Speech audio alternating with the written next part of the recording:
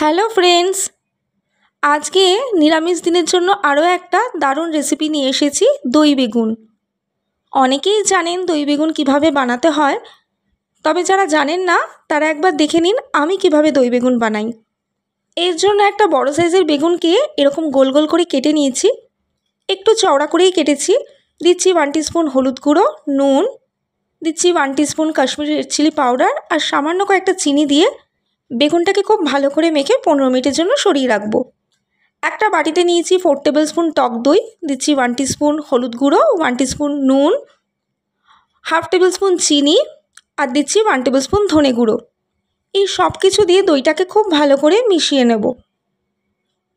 কড়াইতে কিছুটা পরিমাণ সর্ষের তেল গরম করে নিয়েছি। এবার বেগুনগুলোকে এক এক করে সমস্ত দিয়ে দু পিঠ থেকে ভাজা করে নেব। তবে খুব লাল লাল করে ভাজার প্রয়োজন নেই, কারণ বেগুনটা তো গ্রেভিতেও একটুখানি ফুটবে, বাকি রান্নাটা কিন্তু তখনই হয়ে যাবে। এইভাবে উল্টে দিচ্ছি বেগুনগুলোকে, দু পিঠ থেকে ফ্রাই করে আমি তুলে নিচ্ছি।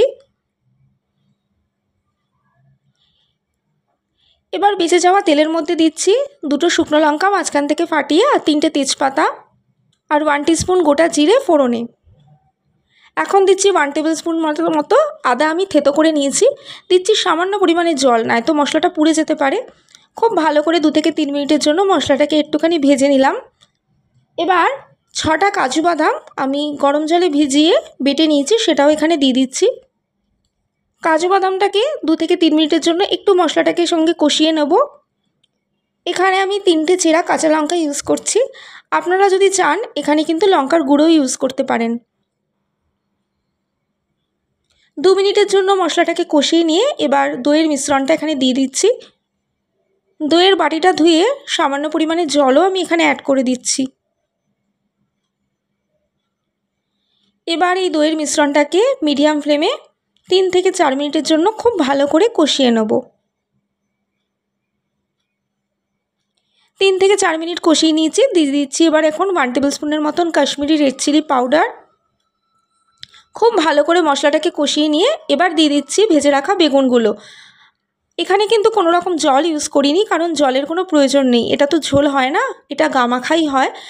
বেগুনটাকে এই গ্রেভির মধ্যে দু পিঠ থেকে খুব ভালো করে উল্টে হালকা হাতে 2 মিনিটের জন্য ফুটিয়ে নিচ্ছি। ভাত, রুটি, পরোটা সব কিছুর সঙ্গেই কিন্তু এই দই বেগুন দারুণ লাগে। অবশ্যই এইভাবে একবার বানাবেন। 2 থেকে 3 মিনিট এটাকে ফুটিয়ে নেওয়ার পরে আর কিছু নেই, এখন শুধু ওপর থেকে দিয়ে দেবো সামান্য পরিমাণে গরম মশলা গুঁড়ো। ব্যাস, এটা কিন্তু একেবারে রেডি। একবার এইভাবে রিকোয়েস্ট করব, দই বেগুন আপনারা অবশ্যই বানিয়ে দেখবেন। ভালো লাগলে অবশ্যই আমাকে জানাবেন আর চ্যানেলটিকে কিন্তু অবশ্যই ফলো করে দেবেন।